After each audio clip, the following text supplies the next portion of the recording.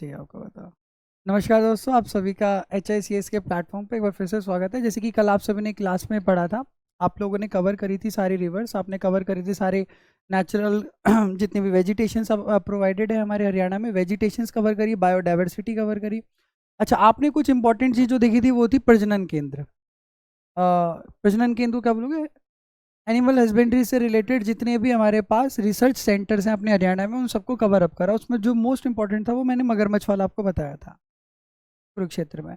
अच्छा, अभी जितने भी हमारे पास बर्ड सेंचुरीज उसमें सबसे बड़ी जहाँ पर डाइवर्सिटी मिलती है वो सुल्तानपुर बर्ड सेंचुरी है। बट अगर झील के तौर पर देखे जाए जहाँ पर 500 से ज़्यादा बर्ड्स आते हैं वो भिंडावास है। और वो डाइवर्सिटी के हिसाब से अपनी एशिया में वन है और वैसे थर्ड है। याद आ रहा है ना कल का? अब जो मैं आपको ओरिएंटेड पढ़ा रहा हूँ, कल आपने जो भी पढ़ा था वो वन लाइनर था, जो प्रीलिम्स के हिसाब से इंपॉर्टेंट था, क्योंकि मेंस पे भी हमें फोकस रखना है, पैरेलली प्रीलिम्स क्लियर होना जरूरी है। तो जो भी एग्जाम सेट है, अब हम कंपाइल करके तीनों चीज़ों को आगे पढ़ेंगे। ज्योग्राफी कंप्लीट होते के साथ ही इकोनॉमी शुरू होगी, देन हरियाणा के करंट अफेयर लगातार साथ साथ चल रहे हैं। कल आपने 10-15 करंट अफेयर्स करे थे, उसमें एक इम्पॉर्टेंट नाम था अवार्ड।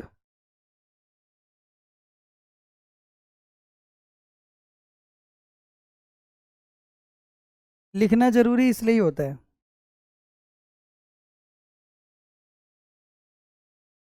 देखो,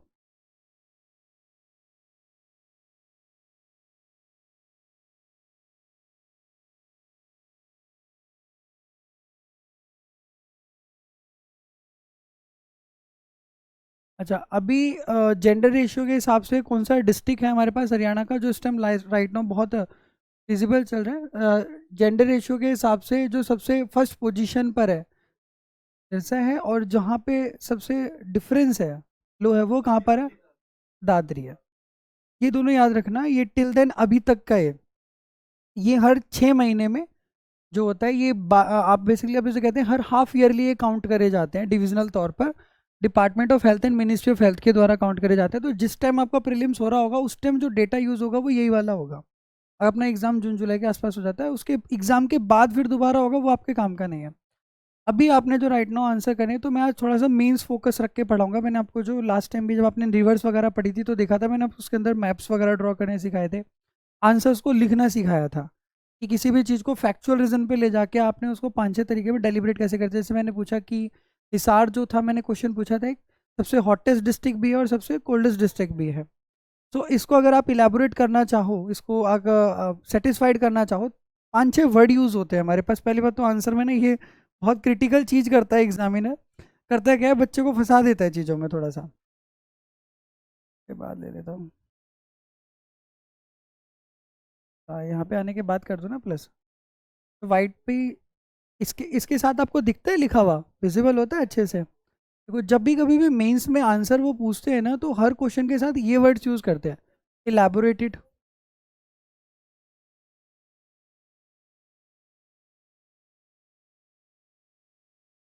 इसका मीनिंग समझते हो? Elaborate, evaluate, show light,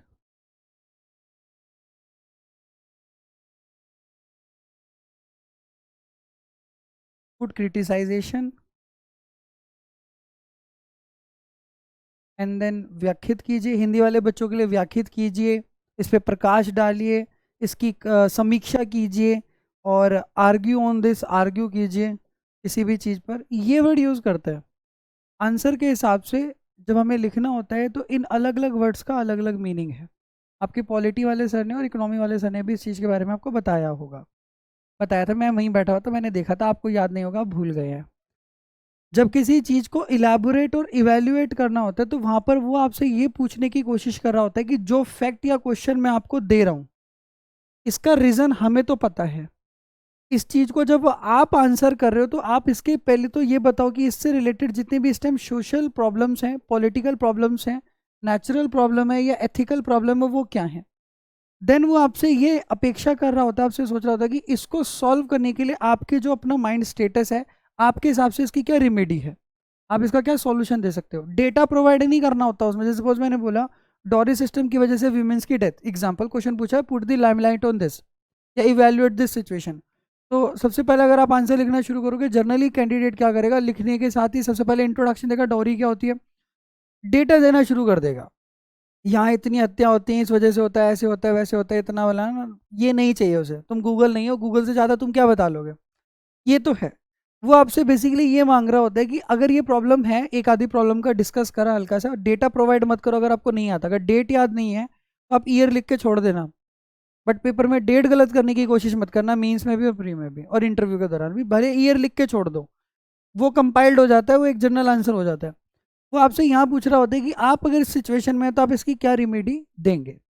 and then last में आपने इसके ऊपर लिखना होता है कंक्लूजन, कि आपकी इस बात को कंप्लीट करते हुए क्या रिजल्ट्स आपको मिलेंगे अगर ऐसा कंप्लीट होता है तो। जैसे भी right now there the ruling party is BJP in central government. ये सिर्फ इसी में आंसर नहीं है, आप जब जीएस का जो बाकी वैसा सब्जेक्ट भी पढ़ रहे हो जो स्टेट से हट के, जैसे इकोनॉमी पढ़ रहे हो आप, पूरी इंडियन ज्योग्राफी पढ़ रहे हो, वर्ल्ड ज्योग्राफी भी पढ़ रहे हो आप, हिस्ट्री भी पढ़ रहे हो, जैसे मैंने आपको पूछा कि write something points about the decline of the Indus valley civilisation, evaluate this answer, evaluate this statement. तो ऐसे किसी आंसर को लिखने के लिए और इस चीज़ को लिखने के लिए आपके पास फैक्ट तो है कि इंडस वैली सिविलाइजेशन से खत्म कैसे हुई, जैसे आप अभी पूछ रहे थे, जैसे मैंने ये पूछ लिया, the Himalaya is consider as to be the safeguard for the India, because ये एनिमीज से भी प्रोटेक्ट करता है, वेव से भी प्रोटेक्ट करता है, वेजिटेशन भी इसकी वजह से सब कुछ है। अब इसके लिए वो ये नहीं बोलेगा इवेल्युएट दिस, इवेल्युएट तब होता है जो करंट सिचुएशन में होता है, ये पुराने टाइम से आता रहा। अब ये इसके लिए क्या बोलेगा, कमेंट ऑन दिस स्टेटमेंट। अब now the comment word represent what, comment का मीनिंग क्या है यहाँ पर जो इसने वर्ड दिया, शो द लाइमलाइट या आर्ग्यू या पुट क्रिटिसाइजेशन या कमेंट ऑन दिस। कमेंट में आपसे वो ये पूछ रहा होता है, इस चीज़ के लिए आंसर मांग रहा है कि उसने आपको एक फैक्ट दे दिया जो कि बिल्कुल ट्रू है, एग्जिस्ट करता है। इस बात को प्रूव करने के लिए आप अपने कुछ तथ्य दो, यानी अपने कुछ फैक्ट रिप्रेजेंट करो। वहाँ आपको क्या देने पड़ते हैं, नेचुरल एग्जाम्पल्स और प्रैक्टिकल एग्जाम्पल देने पड़ते हैं। तो आपको वॉर का डिस्कशन करना पड़ेगा, हिमालय की वजह से जो हमें सेफगार्ड मिलता है, कहाँ से, चाइना की तरफ से भी और इधर अपने पीओके की तरफ से भी मिलता है, वो बताना पड़ेगा। साथ के साथ इन हिमालय की वजह से जो कोल्ड वेव्स आती हैं, जो जेट वेव्स आ रही होती हैं, वो रोक ली जाती हैं, बहुत शिवालिक तक नहीं पहुँचती, वहीं से टर्न आउट करके चली जाती है। अगर वो आए तो हमारा बुरा हाल है, हमारे यहाँ ऊपर बिल्कुल जो नॉर्दर्न इंडिया है वो बहुत कोल्ड हो जाता, ये रिप्रेजेंट करना पड़ेगा। हिमालय की वजह से बहुत सारी डाइवर्सिटी क्रिएट होती है, टूरिज्म भी है बहुत ज़्यादा, ये बताना पड़ेगा। साथ के साथ इंडिया में, नॉर्दर्न इंडिया में होने वाली जो बारिश है उसका 70% पार्ट इन्हीं वेव्स की वजह से होता है, नीचे मानसून की वजह से बहुत कम होता है। वो मिडल इंडिया तक ही होके चला जाता है जहाँ पर पेनिनसुलर प्लेट्यूज हैं। पेनिनसुलर प्लेट्यू समझते हैं, दक्षिणी पठार का जो एरिया है मध्य प्रदेश महाराष्ट्र तक का, वहीं से चला जाता है। इस तरीके से आप उसके ऊपर एक फैक्ट के साथ पॉइंटों में रिप्रेजेंट करेंगे, 5-6 पॉइंट आपने लिखा, ये तरीका होता है आपके आंसर को लिखने का। बाकी सर आपको बता रहे हैं, तो आंसर जब आपसे पूछा जाए ना, उसका एंडिंग वर्ड आपने ध्यान से देखना होता है, उसके बाद ही अपने आंसर को लिखना शुरू करना होगा। अभी जो मैं आपके साथ डिस्कस कर रहा हूँ वो मीन्स के हिसाब से होंगे। प्रीलिम आपने फैक्चुअल चीज़ें कल पढ़ रही थी, तो अभी मीन्स के हिसाब से आप डेलीग्रेट करेंगे चीज़ों को। करंट तो मैंने बहुत सारा बना दिया आपके लिए, मतलब you are going to be next level. But ये है शर्त इसकी कि आपको ये थोड़ा सा ना याद रखना पड़ेगा। करंट अफेयर कभी भी आपको, आप सोचो कि आप पढ़ लिया और आपको रिकॉल हो गया, नहीं। मैं भी अगर पढ़ता हूँ या पढ़ रहा हूँ या पढ़ा रहा हूँ किसी को, तो हमें उसको चीज़ों से कनेक्ट करके लिखना पड़ता है। अब जैसे किसी का फैक्चुअल नाम आ गया, जैसे अभी इसका सांगवान का आया था, हम भूल जाएंगे, अभी याद रहेगा, हफ्ते भर बाद भूल जाओगे, जैसे अभी भूल के कल ही पढ़ा था।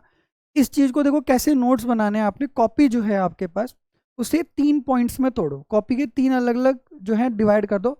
एक जगह सबसे ऊपर चिट लगाते हैं ना बच्चे कॉपी के कोने पे, ऐसी वो रंग बिरंगी सी होती हैं जो, उस पे ऊपर लिखो सोशल एथिकल प्रॉब्लम्स करंट की।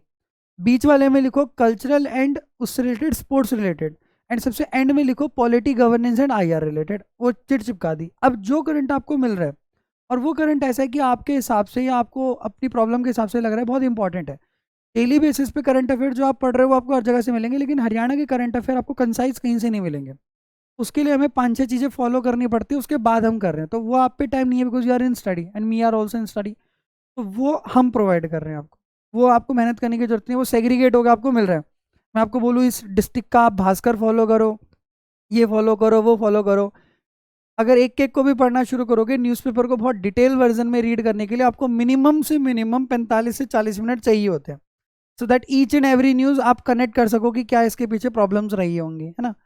और फिर वो कंटिन्यूएशन में भी होना चाहिए साथ के साथ। ये ऐसा होता है कुछ फैक्ट कंटिन्यू 1 हफ्ते बाद भी आ रहे होते हैं प्रॉब्लम में, इस तरीके से।